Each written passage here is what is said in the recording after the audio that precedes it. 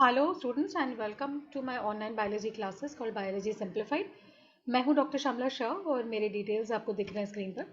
Students, हम 12th standard के second chapter को कर रहे हैं which is called reproduction in lower and higher animals और ये उसका 10th पार्ट है। जो स्टूडेंट्स अभी नए से जुड़े हैं उनको मैं बता दूं कि all previous parts are available on my channel. Okay, biology simplified को लाइक शेयर एंड सब्सक्राइब करना मत भूलिएगा। Please do hit the bell icon so that आपको आगे आने वाले सारे जो भी पार्ट्स हैं उसके नोटिफिकेशंस आपको मिल जाए। 11th स्टैंडर्ड का भी पूरा सिलेबस ऑनलाइन है, so please do not forget to check it out. Students, आने वाले 22 अगस्त को मैं एक लाइव इवेंट करने वाली हूँ। दो स्टूडेंट्स जो नीट के लिए प्रिपरेशन कर रहे हैं उनके लिए स्पेशल बायोलॉजी रिविजन सीरीज रखा है मैंने, and I be starting with the topic on biological classification. 22 को संडे है, तो प्लीज़ आपको अटेंड करना है। 10 बजे आप लाइव ऑनलाइन लॉगिन कीजिए, ओके, और आप रिविजन सीरीज अटेंड कर सकते हैं। So please do not forget, reminder set कर लीजिए और लाइक शेयर एंड सब्सक्राइब ज़रूर कीजिए। Please share the channel so that आपके जैसे दूसरे स्टूडेंट्स को भी बेनिफिट मिल सके। ओके, तो स्टूडेंट्स अभी शुरू करते हैं, ठीक है। अब लास्ट टाइम हम लोगों ने मेंस्ट्रुअल साइकिल जो है उसको फिनिश किया है, करेक्ट, एंड आई होप कि आपको सारे कॉन्सेप्ट्स अभी क्लियर हो गए हैं और आपने पढ़ाई भी शुरू कर दी है। ऑलराइट, जो स्टूडेंट्स नीट एग्जामिनेशन की तैयारी कर रहे हैं प्लीज़ स्टार्ट स्टडिंग। टाइम आपका बहुत इंपॉर्टेंट है। ओके, बोर्ड एग्जामिनेशन के साथ साथ आप नीट की भी प्रिपरेशन कर रहे हैं तो सारे टॉपिक्स को फटाफट फिनिश कर दीजिए। ऑलराइट, सो दैट आपको एंड में रिविजन करने के लिए इनफ टाइम मिले। Okay, now we continue in the next topic over here, which is called gametogenesis. All right. अब मेल एंड फीमेल स्ट्रक्चर देखने के बाद, ओके, ओवेरियन साइकिल समझने के बाद नेक्स्ट टॉपिक जो आ जाता है यहाँ पे वो है गैमेटोजेनेसिस। गैमेटोजेनेसिस का मतलब होता है गैमीट का बनना। ओके, सो जो एनिमल सेक्सुअली रिप्रोड्यूस करते हैं उन एनिमल्स के अंदर गैमीट का बनना, ओके, उस प्रोसेस को हम कहते हैं गैमेटोजेनेसिस। सो ये सेक्सुअली रिप्रोड्यूसिंग एनिमल्स में आपको प्रोसेस दिखेगा। अब मेल और फीमेल गैमीट दो अलग अलग तरीके के बॉडीज में बनता है। Male body is different, female body is different. पूरा जो रिप्रोडक्टिव साइकिल है, स्ट्रक्चर है, हार्मोन्स है, सब कुछ अलग अलग है, करेक्ट है। तो इस प्रोसेस में मेल गैमेट को हम स्पर्म बोलते हैं, फीमेल गैमेट को हम ओवम या एग बोलते हैं, करेक्ट। और दोनों गैमेट्स का जो प्रोसेस है फॉर्मेशन का वो दो अलग अलग ऑर्गन्स में होता है, करेक्ट है। तो स्पर्मेटोजेनेसिस, राइट, स्पर्मेटोजेनेसिस का मतलब होता है स्पर्म का फॉर्मेशन। तो ये मेल गैमेट की प्रोडक्शन की बात चल रही है, ठीक है। अब जो गैमेट्स है ये कहाँ पे बनते हैं? गोनाड्स में। गोनाड का मतलब होता है sexual organ, correct. So male gonad या मेल सेक्सुअल ऑर्गन जिसके अंदर स्पर्म का प्रोडक्शन होता है, that gonad is known as the testis. तो हम टेस्टिस का ऑलरेडी स्ट्रक्चर, हिस्टोलॉजी वगैरह कर चुके हैं। द फीमेल स्ट्रक्चर जहां पे गैमेट फॉर्म होता है that is the ovary, correct है। तो ये जो दोनों ऑर्गन्स हैं इनको हम बायोलॉजी में गोनाड बोलते हैं। गोनाड मतलब सेक्सुअल ऑर्गन। अब सेक्सुअल ऑर्गन के अंदर कुछ स्पेशलाइज्ड सेल्स होते हैं which are called the primordial germ cells. Okay, so ये जो प्राइमोडियल जर्म सेल्स हैं ये 2n सेल्स हैं, डिप्लॉयड सेल्स हैं। इन सेल्स के अंदर गैमेट का फॉर्मेशन होता है, करेक्ट है। तो चलिए स्पर्मेटोजेनेसिस का प्रोसेस पहले समझ लेते हैं। Spermatogenesis is the male male gamete का प्रोडक्शन, इसको देख लेते हैं हम। तो फॉर्मेशन ऑफ मेल गैमेट जिसको हम स्पर्म या स्पर्मेटोजोआ कहते हैं, कहाँ से होता है? ये पर्टिकुलर सेल्स हैं जर्माइनल एपिथेलियम के, है ना। तो जो स्टूडेंट्स अभी अभी आए हैं प्लीज गो बैक, टेस्टिस का हिस्टोलॉजी हम ऑलरेडी कर चुके हैं, वहां पे जर्माइनल एपिथेलियम क्या है वो जरा देखिए। जर्माइनल एपिथेलियम एक पर्टिकुलर लेयर ऑफ सेल्स है जहाँ पे सारे सेल्स 2n है, मदर सेल्स, ओके, उनके अंदर मायोसिस होगा, करेक्ट। तो ये स्पेशलाइज्ड सेल्स हैं जिनको हम जर्माइनल सेल्स बोलते हैं, करेक्ट। तो जब स्पर्म बनता है स्पेशलाइज्ड जर्माइनल एपिथेलियम सेल से जो टेस्टिस के अंदर पाए जाते हैं, तो इस प्रोसेस को हमने नाम क्या दे दिया है? इस प्रोसेस को हम कहते हैं स्पर्मेटोजेनेसिस। कुछ कुछ बुक्स में स्पर्मियोजेनेसिस नाम भी दिया होगा, सेम थिंग है, हाँ, इट्स द सेम सिस्टम, ठीक है। अब जब मेल बॉडी प्यूबर्टी हिट करती है, प्यूबर्टी मतलब सेक्सुअल मैच्योरेशन, जो हम पहले भी देख चुके हैं, अप्रोक्सीमेटली 12-13 साल की उम्र में शुरू होता है।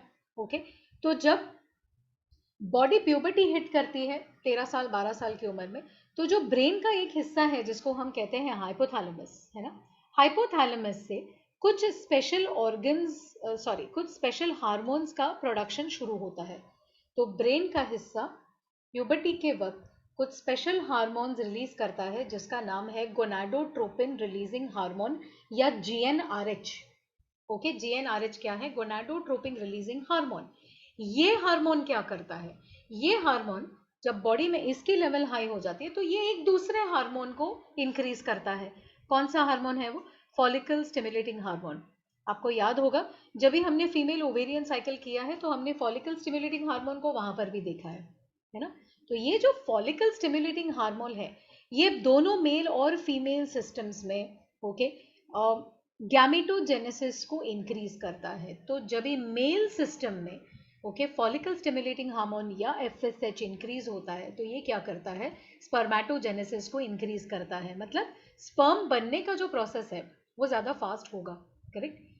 हर सेमिनिफेरस ट्यूब्यूल जो है, अगेन हिस्टोलॉजी का वीडियो प्लीज देख लीजिए, सेमिनिफेरस ट्यूब्यूल क्या है वो आपको वहां पता चल जाएगा। सेमिनिफेरस ट्यूब्यूल के अंदर एक सिंगल लेयर होता है जो क्यूबॉइडल एपिथेलियम सेल से बना है। इस क्यूबॉइडल एपिथेलियल सेल के लेयर को हम कहते हैं जर्माइनल एपिथेलियम। करेक्ट है। जर्माइनल एपिथेलियम के सेल्स स्पर्मेटोजेनेसिस कैरी आउट करते हैं और ये आगे जाके स्पर्म बनते हैं। तो जर्माइनल एपिथेलियम के सेल आगे जाके स्पर्म बनेंगे, सिंपल लैंग्वेज में। करेक्ट है। और ये जर्माइनल एपिथेलियम है कहाँ? सेमिनिफेरस ट्यूब्यूल के अंदर उनका एक सिंगल लाइनिंग होता है। ठीक है। अब स्पर्मेटोजेनेसिस का प्रोसेस है 3 फेजेस में होता है। करेक्ट। तो अब देखते हैं सबसे पहला वाला फेज, यहां पे ध्यान देना है। ये सिंगल सेल है जिसको हम कहते हैं प्राइमोर्डियल सेल। ये प्राइमोर्डियल सेल जर्माइनल एपिथेलियम का क्यूबॉइडल एपिथेलियम या जर्माइनल एपिथेलियम का सेल है जिसका अभी हमने डिस्कशन किया। सेमिनिफेरस ट्यूब्यूल के अंदर का सिंगल सेल लिया है, प्राइमोर्डियल सेल है। ओके, 2n है। इसका 2n होना जरूरी है क्योंकि आगे जाके हम मायोसिस प्रोसेस करने वाले हैं। करेक्ट है। अब ये पहले डिवाइड होगा 1 से 2 सेल्स में। ये प्रोसेस माइटोटिक प्रोसेस है, इट्स माइटोसिस। ठीक है। फिर इसका मल्टीप्लिकेशन होगा, राइट। अब यहां पर भी कोई मियोटिक प्रोसेस नहीं हो रहा है, माइटोसिस ही हो रहा है। तो मान लीजिए यहाँ पे अगर हम, सिंस हम ह्यूमन सिस्टम की बात कर रहे हैं, 46 क्रोमोसोम्स है यहाँ पर। तो ये दोनों सेल्स में भी 46 है और ये चारों सेल्स में भी 46 है। आपको दिख रहा है यहाँ पे 2n लिखा है। तो 2n का 2n स्ट्रक्चर अभी भी है। जो स्टूडेंट्स माइटोसिस मियोसिस में कंफ्यूज है please go back, 11th standard का टॉपिक है, ओके, उसको रिवाइज कीजिएगा। ठीक है। तो 2n का सेल 2n ही रहता है और ये 1 से 4 सेल के स्टेज में जब आता है तब इन चारों सेल्स को हम कहते हैं स्पर्मेटोगोनिया। डिप्लॉइडी कितनी है, सॉरी प्लॉइडी कितनी है? डिप्लॉइड है, मतलब 2n है। मतलब कितने क्रोमोसोम्स है इसमें? अभी भी 46 है। शुरुआती प्राइमोर्डियल सेल में भी 46, स्पर्मेटोगोनिया में भी 46 क्रोमोसोम्स है। करेक्ट है। ये हो गया मल्टीप्लिकेशन फेज। यहाँ पे फेजेस पे ध्यान देना है। ठीक है। अब इसके बाद आ जाता है ग्रोथ फेज, पार्ट 2, है ना। तो अब ये स्पर्मेटोगोनिया जो है ये डिफरेंशिएट हो जाता है। करेक्ट। तो ये थोड़ा सा अंदर से चेंज होना स्टार्ट हो जाएगा और इस डिफरेंशिएटेड सेल को हम कहते हैं प्राइमरी स्पर्मेटोसाइट। प्राइमरी स्पर्मेटोसाइट जो सेल बन गई, अब इसके अंदर जो डिवीजन होगा ये होगा मायोटिक डिवीजन, मियोसिस। करेक्ट। मतलब आप स्टार्ट करेंगे डिप्लॉइड सेल से, 2n सेल से, और एंडिंग में आपको n सेल मिलेगा। मतलब आपने 46 क्रोमोसोम्स को डिवाइड करके हाफ में कर दिया, इट्स बिकम 23 क्रोमोसोम्स। तो 2n से हो गया n और इस प्रोसेस को हम मायोसिस बोलते हैं। करेक्ट है। तो primary spermatocyte meiosis process undergo करेगा, ओके, और उसमें से आपको मिलेगा secondary spermatocyte. Secondary spermatocyte n system है। देखिए यहाँ पे मेयोसिस 1 हो गया है तो रिडक्शन हो चुका है, 46 से 23 क्रोमोसोम्स हो गए हैं, मैच्योरेशन फेज शुरू है यहाँ पर। ठीक है। और ये जो है ये इसका मायोटिक पार्ट है। मायोसिस हो गया, फिर मायोसिस 2 हो गया, राइट। आपने एक सिंगल सेल से 4 सेल्स को क्रिएट कर दिया। इन सेल्स को हम कहते हैं स्पर्मेटिड्स, है ना। स्पर्मेटिड जो है ये फुल्ली मैच्योर स्पर्म अभी भी नहीं है। अभी तक इसके अंदर सिर्फ क्या चेंज आया है कि हमने 46 क्रोमोसोम से क्रॉस ओवर करके पूरा मेयोटिक प्रोसेस कंप्लीट करके रिकॉम्बिनेशन सब फिनिश करके ओके हमने 4n सेल्स हमने क्रिएट किए। 4 सेल हैं और हर एक सेल n सिस्टम है, करेक्ट है।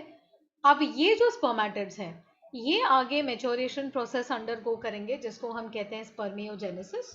और इस स्पर्मियोजेनेसिस प्रोसेस में ओके आपका फाइनल फिनिश्ड स्पर्म या जिसको हम स्पर्मेटोजुआ कहते हैं वो बनेंगे, करेक्ट। तो यू कैन सी कि यहाँ पे टेल, मिडिल पीस वगैरह, एक्रोजोम, सारे स्ट्रक्चर्स जो एक कंप्लीटेड स्पर्म में होने चाहिए वो स्ट्रक्चर्स यहाँ पे बन गए हैं। This is the process of spermatogenesis, correct है। तो मैंने आपको डायग्रामेटिकली पहले समझा दिया है। अभी ओके हम प्रोसेस पे आते हैं कि एक्चुअल फेजेस क्या है।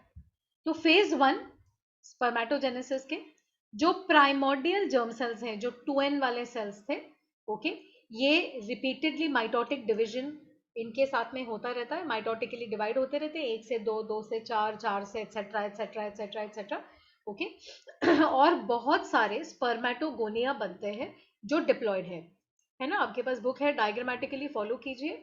प्राइमोर्डियल सेल, स्पर्मेटोगोनिया, क्या हुआ, बहुत सारा माइटोटिक डिवीजन हुआ है ना। हर स्पर्मेटोगोनियम जो है ये डिप्लॉयड है और इसमें 46 क्रोमोसोम्स हैं, करेक्ट है। फिर आता है ग्रोथ फेज।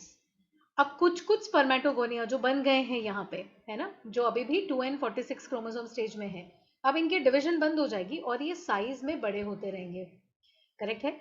और इनकी डेवलपमेंट होगी प्राइमरी स्पर्मेटोसाइट्स में, क्योंकि ये क्या करते हैं, बहुत सारा खाना जो है अक्यूमुलेट करते हैं अपने अंदर, कलेक्ट करते हैं और उनकी साइज जो है बहुत बड़ी हो जाती है, करेक्ट। तो ये है स्पर्मेटोगोनिया एंड ये प्राइमरी स्पर्मेटोसाइट, करेक्ट। सो स्पर्मेटोगोनिया अपने अंदर खाना इकट्ठा कर करके अक्यूमुलेट करके थोड़े बड़े हो जाते हैं and you get the primary spermatocyte okay. जो 2n है अभी भी, प्लीज नोट कि ये अभी भी ओके 2n स्ट्रक्चर है, इसका रिडक्शन डिवीजन शुरू नहीं हुआ है। पहले 2 फेजेस हो गए, बहुत सिंपल है अंडरस्टैंड करने के लिए। Come to the third phase. तीसरा फेज है मैच्योरेशन। मैच्योरेशन का सबसे इंपॉर्टेंट कैरेक्टरिस्टिक फीचर क्या है कि इसमें मायोसिस होगा, मतलब आपके 46 क्रोमोसोम्स जो हैं ये आपस में रिकम्बाइन होके उसके बाद रिडक्शन होगा and you will have the meiotic और द रिडक्शनल डिवीजन, ठीक है। Spermatocyte first phase of meiosis undergo करता है ओके इसके बाद बनते हैं 2 हैप्लॉइड सेल्स जिनको हमने कह दिया है कि ये है सेकेंडरी स्पर्मेटोसाइट्स, करेक्ट है। नोट कीजिएगा कि ये एन स्ट्रक्चर है। अभी वापस डायग्राम की तरफ चलते हैं। सेकेंडरी स्पर्मेटोसाइट, करेक्ट है, ये एन स्ट्रक्चर है, मियोसिस हो चुका है, राइट। जब आप board exam point of view से प्रिपेयर कर रहे हैं तो साथ साथ में डायग्राम को भी प्रिपेयर करेंगे तो अच्छा रहेगा, ठीक है। अब ये सेकेंडरी स्पर्मेटोसाइट में, हर स्पर्मेटोसाइट में 23 क्रोमोसोम्स हैं। प्लीज नोट कि ये रिकम्बाइंड क्रोमोसोम्स हैं। तो आपने जो शुरुआत की थी जिस प्राइमोर्डियल सेल के डीएनए से, तो अभी वही डीएनए यहाँ पर नहीं है, वो चेंज हो चुकी है, रिकम्बाइन हो चुकी है। तो अब हर एक सेकेंडरी स्पर्मेटोसाइट में एक अलग कॉम्बिनेशन ऑफ डीएनए है, करेक्ट है। अब ये सेकेंडरी स्पर्मेटोसाइट के साथ होगा सेकेंड फेज ऑफ मियोसिस, मतलब मियोसिस 2 स्टार्ट हो जाएगा और इसमें 4 हैप्लॉइड स्पर्मेटिड बनेंगे, करेक्ट है। स्पर्मेटिड जो है, जैसे मैंने आपको पहले भी समझाया था, ये अभी तक कंप्लीटली फंक्शनल स्पर्म नहीं है। स्पर्म को 100% फंक्शनल होने के लिए उसका मूवमेंट होना जरूरी है। तो अभी हम स्पर्मेटिड तक पहुंचे हैं, लेकिन इनके अंदर ओनली क्रोमोसोमल चेंजेस हुए हैं। अभी इनके अंदर टेल जो मेन फीचर है एक स्पर्म का कि उसकी मूवमेंट होनी चाहिए, तो द टेल फॉर्मेशन या मूवमेंट फॉर्मेशन अभी तक नहीं हुई है। तो अभी तक हम इसको कहते हैं non functional, non motile. Motile मतलब मूवमेंट, नॉन मोटाइल मतलब वो मूव नहीं कर सकता, ठीक है। अब इसका ट्रांसफॉर्मेशन होता है into a functional sperm. Functional sperm या फंक्शनल स्पर्मेटोजोआ वो होगा जिसमें नॉट ओनली रिकम्बाइंड 23 क्रोमोसोम्स हैं बट उनके अंदर मोबिलिटी भी होनी चाहिए, मतलब फॉर्मेशन ऑफ द टेल। उसके साथ साथ में दूसरे कुछ चेंजेस है जैसे एक्रोजोम का formation, mitochondrion tail piece etcetera का फॉर्मेशन।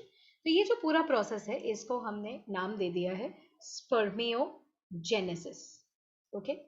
अब इस चेंज में, इस वक्त पे जो स्पर्मेटिड्स हैं, करेक्ट, ये एक दूसरे को चिपके हुए या कनेक्टेड फॉर्म में रहते हैं। नॉट ओनली ये एक दूसरे को कनेक्टेड रहते हैं, ये कुछ स्पेशलाइज सेल्स होते हैं टेस्टिस के अंदर जिनको हम कहते हैं the cells of Sertoli, Sertoli cells. Okay, तो स्पर्मेटिड सर्टोली सेल्स को भी कनेक्टेड रहते हैं। जब तक कि स्पर्मेटिड 100% मेच्योर होके ओके उसका टेल वगैरह पूरी तरीके से बन नहीं जाता, तब तक ये स्पर्मेटिड आपस में कनेक्टेड रहते हैं एंड वो ऑल्सो कनेक्टेड रहते हैं to specialise cells called cells of Sertoli. Okay, cells of Sertoli उनको न्यूट्रिशन प्रोवाइड करते हैं, नेसेसरी हार्मोनल सिग्नल्स प्रोवाइड करते हैं सो दैट ये स्पर्मेटिड फुल्ली फंक्शनल स्पर्म बन सकता है। कनेक्शन कैसे है? कनेक्शन साइटोप्लाज्म के थ्रू है। साइटोप्लाज्म ओके इन सेल्स के बीच में एक ब्रिज जैसे एक तरीके का बांध या एक कनेक्शन बनाता है और इस तरीके से ये सेल्स आपस में जुड़े हुए रहते हैं। करेक्ट है। स्पर्म का जो हेड है ना, जब स्पर्म मैच्योर होना स्टार्ट होता है तो उसका जो सर का हिस्सा है, जो हेड का हिस्सा है, वो सर्टोली सेल के अंदर अटैच्ड रहता है काफी वक्त तक, और उसके टेल्स जैसे जैसे बनना शुरू होते हैं ये सेमिनिफेरस ट्यूब्यूल के गैप में या लूमेन में लटकते हुए आपको दिखेंगे। अगर हम सेक्शन लेते हैं, please go back to the video जहां पे हमने टेस्टिस का हिस्टोलॉजी किया था, वहां पे आपको ये स्ट्रक्चर्स दिखाई देंगे। करेक्ट है। स्पर्मियोजेनेसिस के वक्त स्पर्मेटिड की जो लंबाई है वो इंक्रीज होती है, लेंथ वाइज इंक्रीज होता है। ओके, सेंट्रियोल जो है वो रीअरेंज हो जाते हैं, और अभी हमारे पास दो सेंट्रियोल्स रहेंगे, एक प्राइमरी सेंट्रियोल और एक डिस्टल सेंट्रियोल, है ना, तो दो अलग अलग तरीके के सेंट्रियोल्स रीअरेंज हो जाते हैं अंदर। माइटोकॉन्ड्रियन का भी स्ट्रक्चर चेंज होता है। टिपिकल माइटोकॉन्ड्रियन का स्ट्रक्चर आप ऑलरेडी 11th में कर चुके हैं, बट इसमें स्पर्म में माइटोकॉन्ड्रियन पता है कैसे होता है? ऐसे टर्न हो जाता है, ट्विस्ट हो जाता है, जैसे आपके कोई डीएनए का जैसे स्ट्रक्चर होता है ना, ट्विस्टेड स्पाइरल के जैसे, स्प्रिंग के जैसे, वैसे माइटोकॉन्ड्रिया कॉइल हो जाता है। Okay, and you also get an acrosome that is form. एक special type of Golgi complex है जो सिर्फ स्पर्म्स में पाया जाता है, जिसको हम कहते हैं एक्रोजोम। करेक्ट है। एक्रोजोम में कुछ ऐसे स्पेशल एंजाइम्स रहते हैं जो फीमेल गैमीट को पेनेट्रेट करने में या एंटर करने में स्पर्म की मदद करते हैं। करेक्ट है।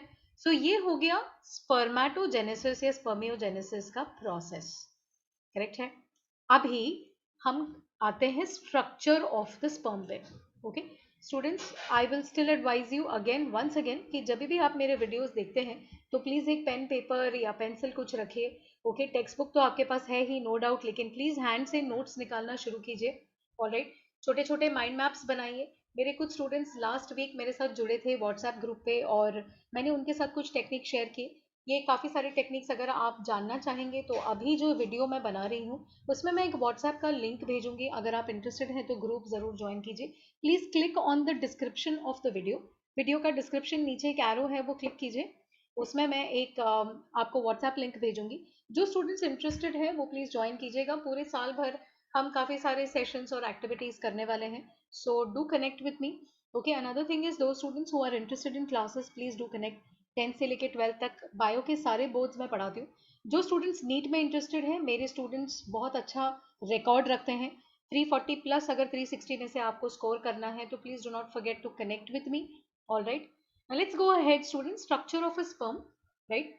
अब स्पर्म क्या है? एक्चुअली स्पर्म तो है मेल गैमीट, है ना। ये एक मोटाइल माइक्रोस्कोपिक एलोंगेटेड सेल है। मोटाइल है मतलब मूव करता है, माइक्रोस्कोपिक है बहुत छोटा है, लंबा सेल है ना। ये डिवाइड होता है तीन पार्ट्स में, जिसको हम कहते हैं head, middle piece and tail. Okay, तीन पार्ट्स हैं। तो यहाँ पे पहले डायग्राम देख लेते हैं। ये हेड है, देखिए ये इतना जो हिस्सा है, थोड़ा सा मैं बढ़ा देती हूँ ताकि आपको क्लैरिटी दिख जाए। ये हेड रीजन है, यहाँ से यहाँ तक नेक है, और ये जो पार्ट है ये है टेल।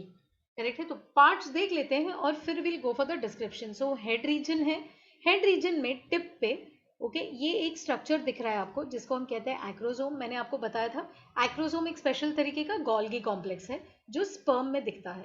न्यूक्लियस है ऑफकोर्स, न्यूक्लियस में क्या प्लॉइडी होगी न्यूक्लियस की? हैप्लॉइड होगा। ओके, इट इज 23 क्रोमोसोम्स या एन स्ट्रक्चर है। फिर ये आता है प्रॉक्सिमल सेंट्रियोल, और ये जो ब्लू कलर में दिखाया है ये है distal centriole. Centrioles cell division में मदद करते हैं, ये आपको ऑलरेडी पता है। तो देर इज अ डिस्टिंक्शन, दो अलग अलग तरीके के सेंट्रियोल आपको देखने मिलते हैं। उसके बाद मिडिल पीस में ओनली माइटोकॉन्ड्रियन है। ये माइटोकॉन्ड्रियन देखिए कैसा है, ये जितने जितने ऐसे हैं ना, ये छोटे छोटे छोटे छोटे स्ट्रक्चर्स स्पाइरली कर्व्ड होके, this entire thing is called the mitochondrion. और ये जो है ये नेक रीजन के नीचे मिडिल पीस में आपको माइटोकॉन्ड्रियन दिखता है। M for mitochondrion, M for middle piece, correct. So middle piece में माइटोकॉन्ड्रियन।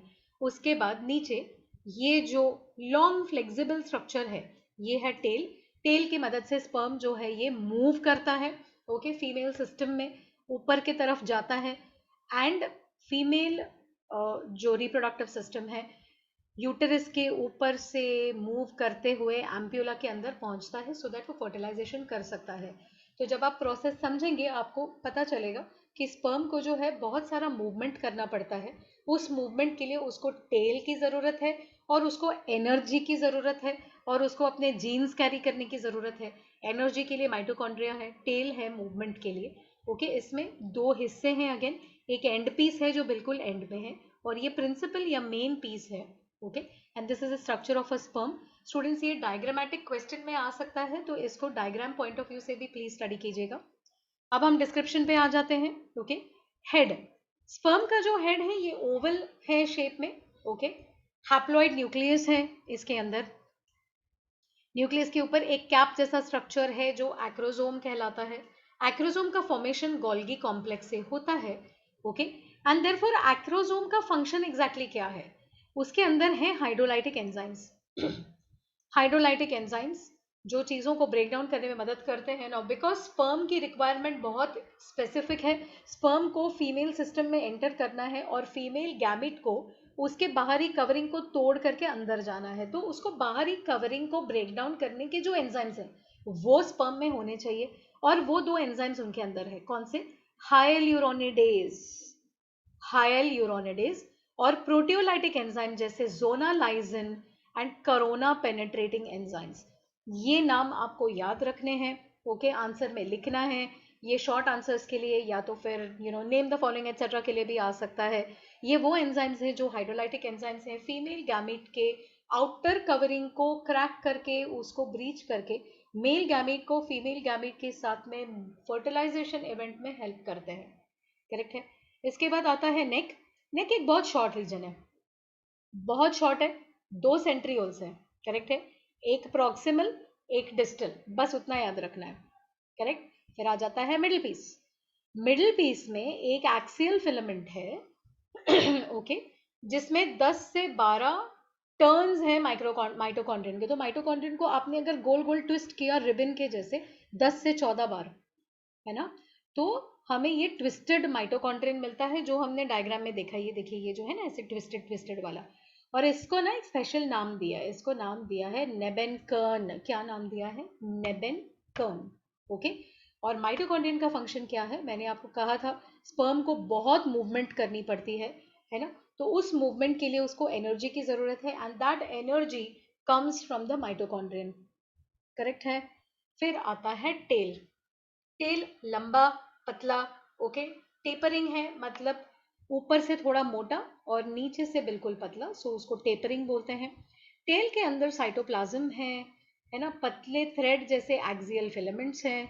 एक्सियल फिलामेंट जो है ये डिस्टल सेंट्रियोल से शुरू होते हुए, है ना, पूरे टेल के लेंथ में ट्रैवल करता है।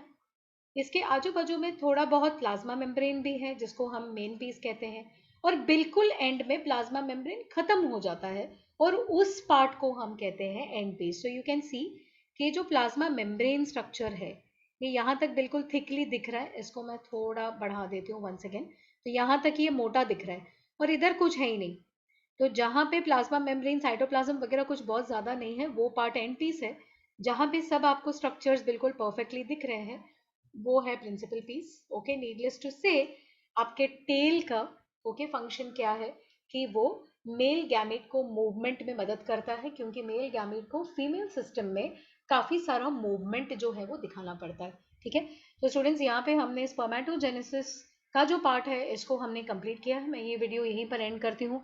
Once again please do not forget कि आपको सब्सक्राइब करना है, सब्सक्राइब कीजिए, अपने फ्रेंड्स को सब्सक्रिप्शन करने के लिए बोलिए, प्लीज़ हेल्प मी आउट, क्योंकि मेरा जो चैनल है वो सब्सक्रिप्शन के बेसिस पे चलता है, तो you know YouTube is based on subscription. Please try to increase the subscription maximally. Bell icon दबा दीजिए. एंड वंस अगेन मैं आपको रिमाइंड कर दूं, 22 अगस्त को मैं अपना फर्स्ट लाइव इवेंट करने जा रही हूँ. ओके, जो है नीट का revision crack biology series. Okay, और उसमें मैं बायोलॉजिकल क्लासिफिकेशन लेने जा रही हूँ. 1 आवर में पूरा बायोलॉजिकल क्लासिफिकेशन हम कवर करेंगे as a revision. So please do not forget, alarm रख दीजिए, रिमाइंडर रख दीजिए. Okay, and please do attend. Okay, I am looking forward to meet all of you. Okay, thank you very much, students, and keep studying.